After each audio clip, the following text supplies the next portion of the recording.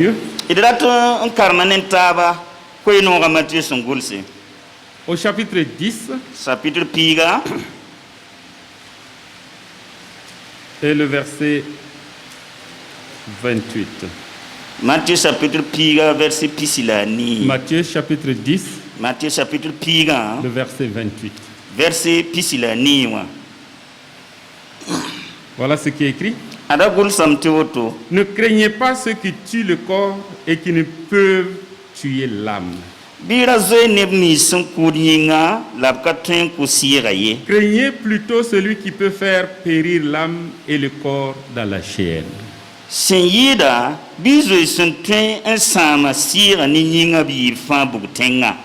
Ne craignez pas ceux qui tuent le corps et qui ne peuvent tuer l'âme. Craignez plutôt celui qui peut faire périr l'âme et le corps dans la chair. Seigneur, ta parole est la vérité. Ta parole éclaire les simples. Ta parole est une lumière. Ta parole est comme un marteau. Ta parole même est comme le miel. Quelle que soit sa nature pour chacun d'entre nous ce matin, qu'elle nous fasse du bien, qu'elle nous permet de nous rapprocher davantage de toi et que notre foi grandisse en toi. Amen. Le thème du message que je voudrais partager avec vous aujourd'hui peut s'intituler « De quelle peur, de quoi as-tu peur ?» Ou encore « Quelle peur t'anime ?» Vous savez, la peur ou la crainte est une émotion naturelle de l'homme. Elle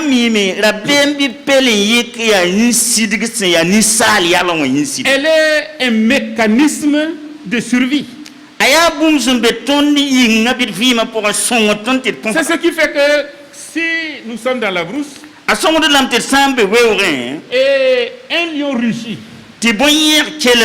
nous avons naturellement peur. Nous avons naturellement peur. Un homme disait qu'il avait du gris-gris contre les lions. Si tu as son produit là, tu n'as pas à craindre un lion. Il ne peut pas te mordre. Il ne peut même pas te faire quelque chose. Et il a vendu son produit très cher. Les gens du village ont acheté. Malheureusement, un jour, un lion est rentré dans le village. Tout le monde s'est retrouvé dans les arbres. Sauf un qui marchait dans les rues du village. Et quelqu'un dans un arbre lui a demandé: hey, monsieur, si c'est sur mon produit là que tu comptes, il vaut mieux monter dans l'arbre. Parce que le propriétaire du médicament quand même était dans l'arbre. Les lions font peur. Et cette peur que nous avons nous protège. Si nous voyons un danger, nous devons avoir peur. Parce que ça menace notre existence. Et l'instinct de survie nous fait que nous avons peur. D'ailleurs, dans le langage mouara, il y a des proverbes parfois contradictoires concernant la peur. Par exemple, on dit que c'est le peureux qui bâtit sa maison. Pour dire il ne faut pas être téméraire inutilement. Il ne faut pas courir devant le danger de manière inintelligente. Il ne faut pas jeter. Et un autre proverbe dit que le peureux ne sait pas que la guerre peut ne pas avoir lieu. lui commence à paniquer. Alors que la guerre peut ne pas avoir lieu. La peur crée des réactions différentes selon les gens. Il y en a qui disent devant un lion qui a rugi, affrontons le lion. Moi, je n'ai pas peur. Même si c'est la peur qui le conduit à l'affronter. Fuyons. Courons. Courons le plus vite possible. C'est une réaction aussi. Il y en a qui sont complètement paralysés. Ils ne peuvent même plus bouger. La Bible nous parle de la peur ou de la crainte. La peur ou la crainte. Dans la Bible, il est parlé de cela plus de 80 fois. Donc, il y a plusieurs sortes de peurs. Et j'en citerai 3 seulement. Il y a la peur naturelle. Il y a la peur liée au péché. Et il y a la crainte de Dieu. Je vais parler de ces 3 craintes ou de ces 3 peurs. Comme je vous ai dit tout à l'heure, il y a la peur naturelle. Le danger. Naturellement, nous avons peur. Et cela nous permet de développer le mécanisme de survie. Nous avons, quand nous rencontrons des brigands, nous avons peur. Nous avons peur de la violence, des guerres, du terrorisme. Et terrorisme. Nous avons peur. Cela nous cause des traumatismes. Il y a des gens qui ont subi des traumatismes. Soit dans leur famille, soit dans leur lieu de travail, ou dans leur village. De telle manière, même quand ils voient quelque chose qui se réfère à ce qui les a traumatisés, ils ont peur. Il y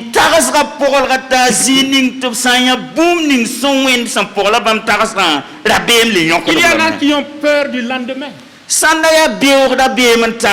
Parce que quelqu'un a perdu un membre de sa famille. Quelqu'un a perdu sa femme, son mari, son papa, ou sa maman. Et la question se pose, comment je vais survivre? Nous avons des inquiétudes. Comment nous allons survivre? La Bible nous enseigne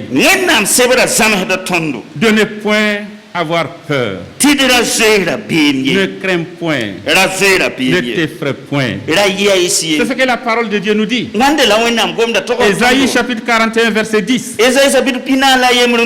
Dieu parle à Israël. N'aie pas peur, ne crains point. Ne promène pas des regards inquiets. Je suis ton Dieu. Je suis avec toi. Nous ne devons pas avoir peur. Il y en a qui ont peur. Et la Bible nous dit de ne pas avoir peur. Et la peur peut nous amener à renier notre foi même. Rappelez-vous de l'apôtre Pierre. La peur a fait qu'il a juré de n'avoir jamais rencontré Jésus, de ne l'avoir jamais connu. C'est la peur. Mais la Bible nous enseigne de ne pas avoir peur. C'est pourquoi le psalmiste dira: quand je marche dans la vallée de l'ombre de la mort, je n'ai pas peur. Je ne crains aucun mal, parce que tu es avec moi. Peut-être ce matin, animé de cette peur-là. Peur du lendemain. Peur d'être contaminé par le virus. De telle manière que tu paniques à tout bout de champ. Jésus dit, ne crains point, ne t'effraie point, je suis avec toi. Cela ne nous empêche pas de prendre les mesures de précaution. Mais nous ne sommes pas appelés à avoir peur. Même si nous n'avons pas un Dieu protecteur. Notre Dieu est avec nous. Il marche avec nous. Nous n'avons donc pas à avoir peur. Les hommes avant nous ont manifesté l'absence de peur. Je prendrai l'exemple par exemple de Jean Hus. Jean Hus n'a pas eu peur de la menace qui pesait sur sa vie à cause de son observation de la parole de Dieu. Ce tchèque, c'est un tchèque, tchécoslovaque. Il a déclaré, Jésus a donné le pain et la coupe à boire. Pourquoi dans ma religion, on ne donne que le pain? Revenons à la parole de Dieu. Obéissons au commandement de Jésus-Christ. Jean Hus a été amené devant les autorités de son église. Il a été emprisonné malgré le sauf-conduit que le pape lui a délivré. Il a été emprisonné pendant toute une année. Et au bout d'une année, ils l'ont sorti pour juger. Il n'a pas eu peur. Il a dit, je reste attaché à la parole de Dieu. On me brûle pour un instant. Plutôt que je brûle pour l'éternité. Jean Hus a été brûlé vivant. Il n'a pas eu peur. Martin Luther n'a pas eu peur. Devant la menace même de ça, quelque chose qui menaçait sa vie. Il a dit, à moins que je ne sois convaincu sur la base des Écritures, je ne peux renoncer à ce que j'ai dit. Que Dieu me protège. Et Dieu a protégé Martin Luther. Je veux nous dire, notre peur ne doit pas nous conduire à nous éloigner de la foi. Un instinct qui nous protège. Cette peur naturelle ne doit pas être le chemin qui nous conduit loin de Dieu. Il y a la peur qui est conséquence du péché. La Bible nous dit clairement que la peur est rentrée dans le monde à cause du péché. Quand Dieu a créé Adam et Ève, il les a placés dans le jardin d'Éden. Ils vivaient dans la félicité. Ils vivaient en parfaite communion avec Dieu. L'ennemi est venu. Il a trompé Ève. Il a trompé Adam. Ils ont mangé du fruit de l'arbre interdit. Et la Bible nous dit que leurs yeux se sont ouverts. Et ils ont su qu'ils étaient nus. Et la Bible nous dit qu'ils sont allés se cacher. Et le soir, Dieu est passé. Adam, où es-tu? J'ai entendu ta voix et j'ai eu peur. Et j'ai eu peur. La peur naît du péché. Parce que nous avons peur du jugement que Dieu va exercer sur le fautif. Le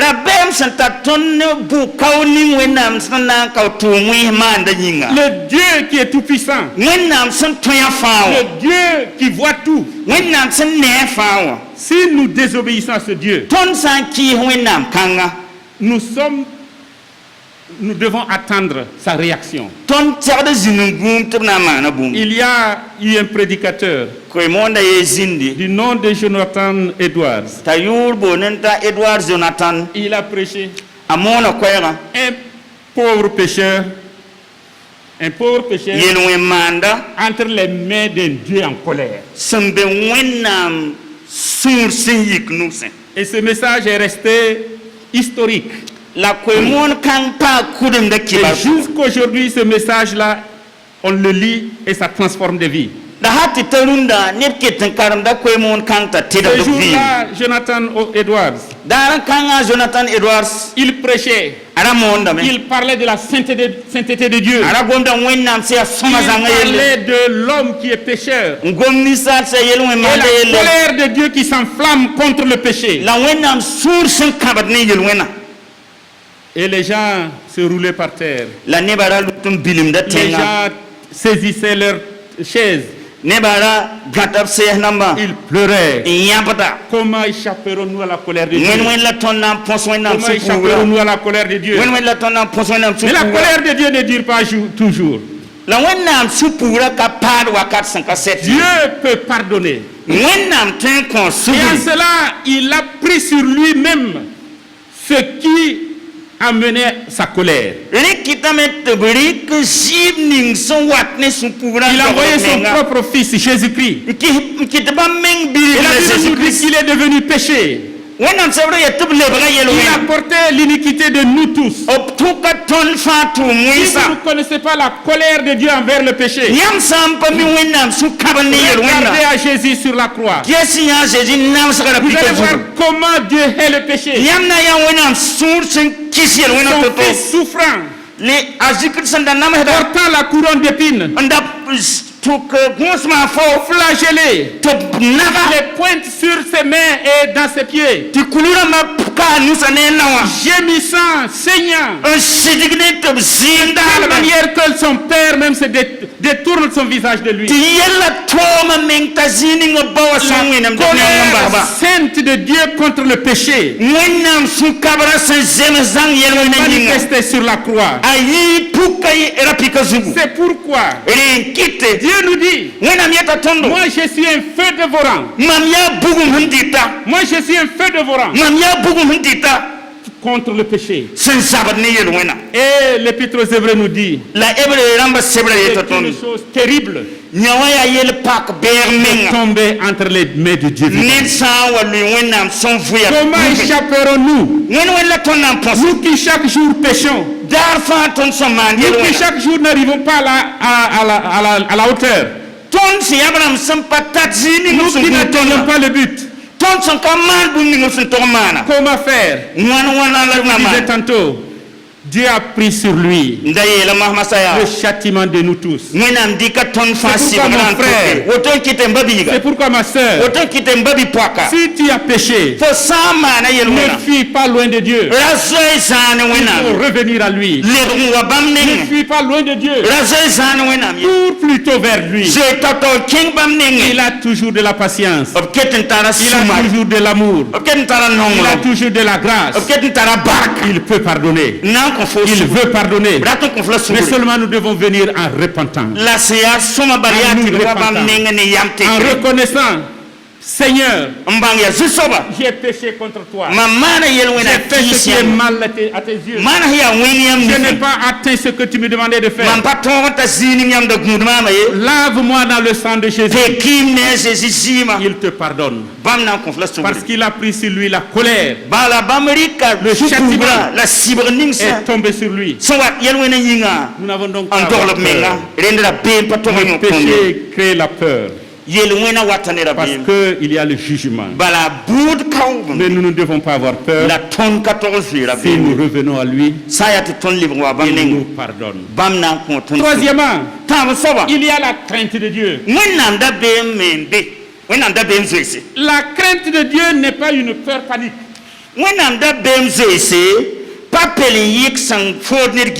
Où on regarde, on craint Dieu parce qu'on craint le châtiment qui va nous infliger.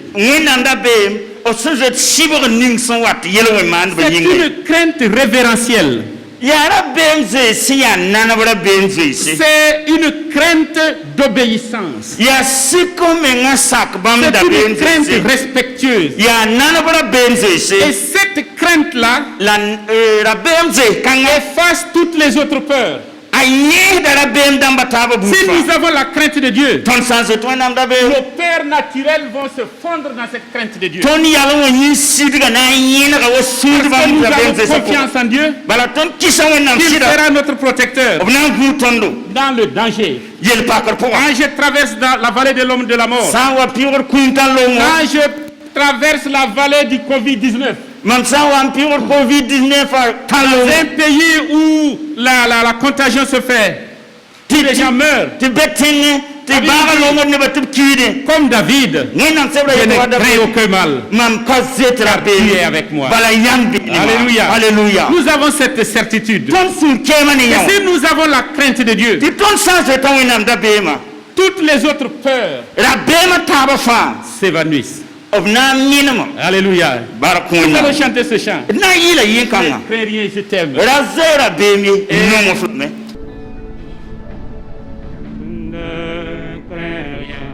Je t'aime, je suis avec toi.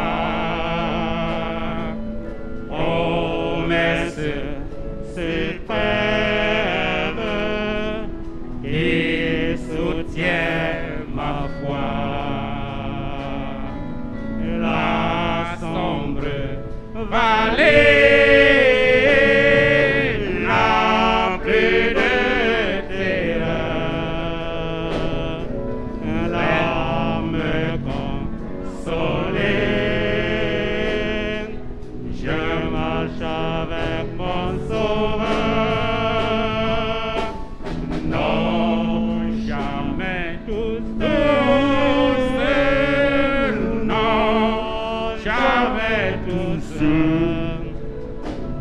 Jésus, mon sauveur, me garde, jamais ne me laisse seul.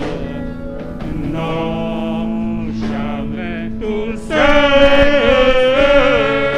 Non, jamais tout seul.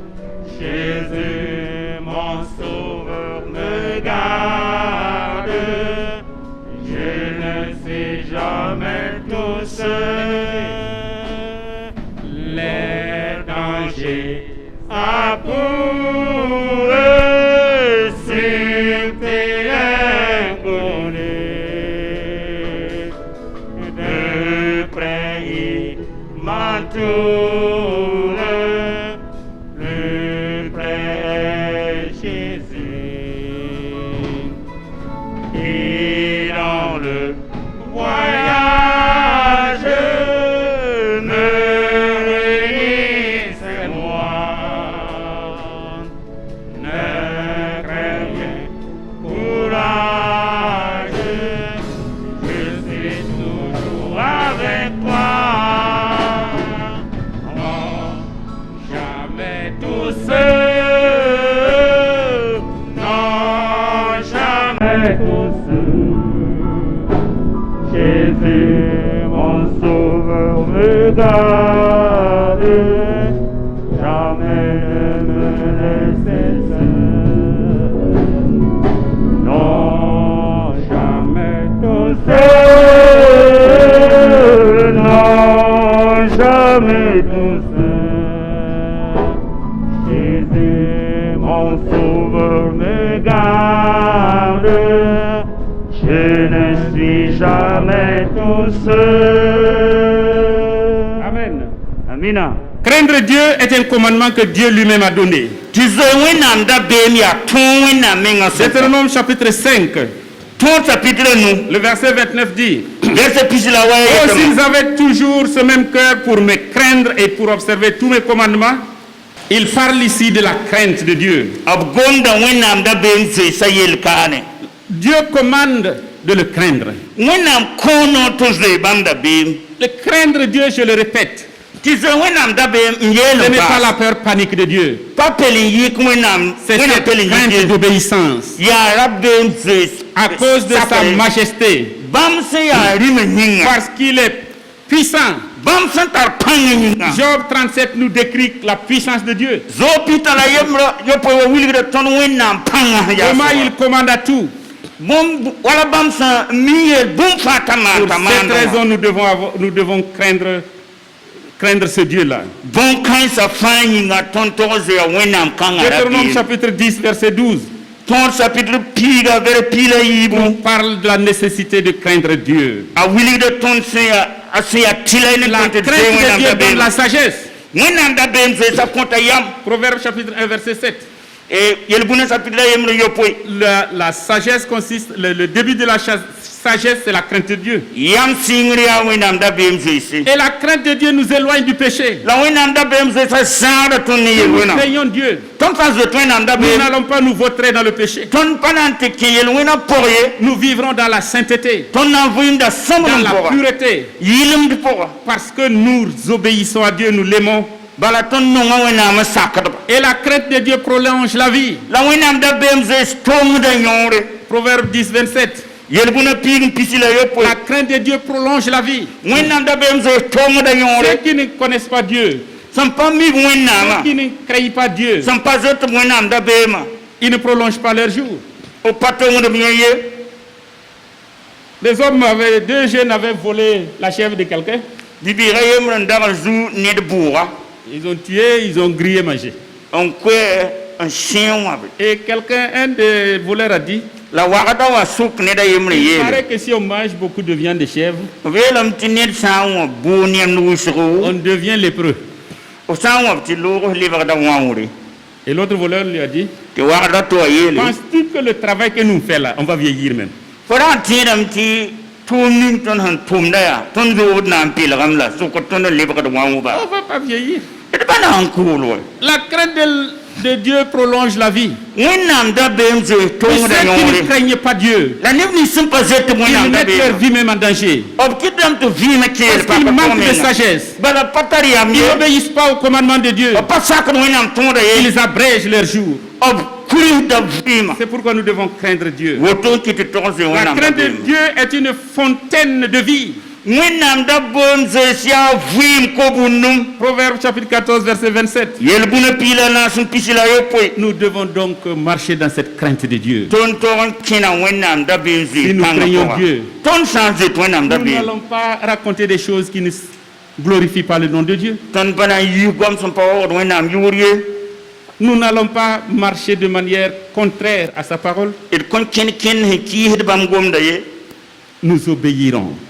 La crainte de Dieu est obéissance. Ce matin, je ne sais pas quelle est la peur qui t'anime.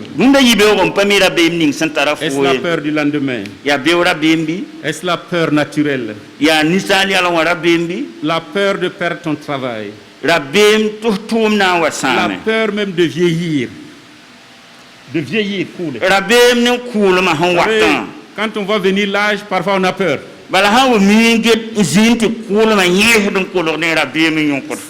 Quelle est la peur qui t'anime?